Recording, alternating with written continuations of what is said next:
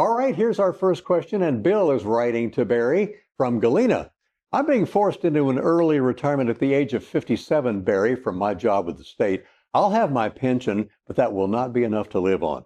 Do I need to find another job since I'm really too young for Social Security so far? Also too young to be getting any withdrawals from my IRAs. Good question. Well, it is a good question, Ralph. And of course, the first thing that hits me is, 57 years old in Galena. That means that if he graduated from high school there, he was a freshman when I was a senior.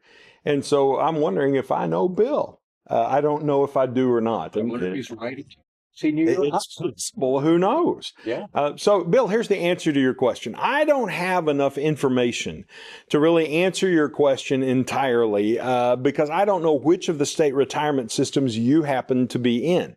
But some of those actually allow you to start making penalty-free withdrawal distributions earlier than 59 and a half, which very well could be your case. Now, the second thing you need to be aware of, Bill, is you're not too young to withdraw from your IRA. You just need to learn more about the rules. You see, there's this rule called 72T, and that allows you to make withdrawals from your IRA account prior to turning 59 and a half, and that could be a rule that works well for you. But it has some particulars, and you have to manage that rule very carefully. So, Bill, here's what we would have to do. We'd just have to sit down together. You're the exact reason that we offer a complimentary, no cost, no obligation, leave your checkbook at home, sit down together and talk about it, what we call a peace of mind review. So if you'll reach out to our office today, we'll schedule a time to visit with you, help you design a retirement income plan that'll take you from where you're at to where you want to go, Social Security age and beyond. Just call our office today. And you know, friends, there are all kinds of milestones and mile markers along your journey to retirement from 59 and a half all the way to 73. The milestones, and Barry can go through those with you when you talk to him.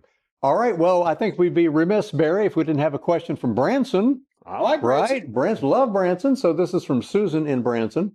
She says, my husband and I spent a good portion of our 50s caring for our elderly parents. We were happy to do it, but it was emotionally and physically draining. We do not want to be a burden to our own children, so she's asking, how can you help with that, not being a burden? Well, there's good news for you, Susan. And that is simply that if you have saved and accumulated adequately, and we can help you determine whether you have or not, then you won't probably have to be a burden to your children.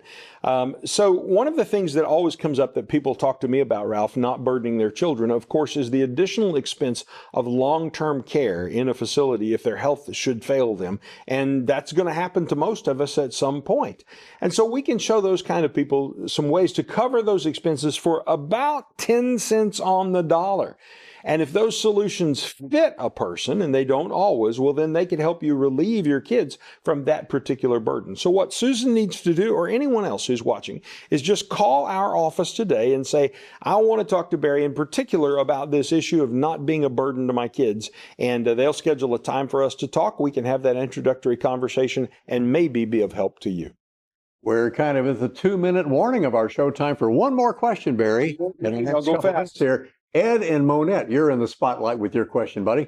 I bought several rental properties, Barry, because I thought it would be a really good way to generate retirement income. The cash flow has been decent from all this, but the demands on my time are getting overwhelming. Not a surprise there. I feel like I cannot enjoy my retirement. I want to stop being a landlord. What do I do? What can I do? Well, Ed, you've got two options that I'm aware of. You can either hand the management of your real estate over to a management company, or you can sell the properties. Those are the only two ways that I know for you to relieve yourself of the particular burden that is on you. And of course, if you turn it over to a management company, well, that's going to cost you some money each month. So the question you've got to answer is, after paying for the manager, does the real estate still pay you enough to make it worthwhile to own it? It's also important, though, to do an analysis of how much you have invested in the real estate and what you're getting out of it. Because, Ed, here's the truth. After you pay yourself for the work that you're putting in, well, you need to be sure that you're still making something as a return on your investment. We can show you how to do that math, and it actually might be enlightening and might help you to make the decision that you're facing. Rental properties and landlords, a very important question. We love your questions, folks, and appreciate your answers and all your insight, Barry. I don't think there's no question we can stump him on. He knows it all. Well, You no, know, I don't know, but why don't you try? Go ahead and send one my way. send one his way. If you like this content, please follow and subscribe. And for more information, please look in the description below.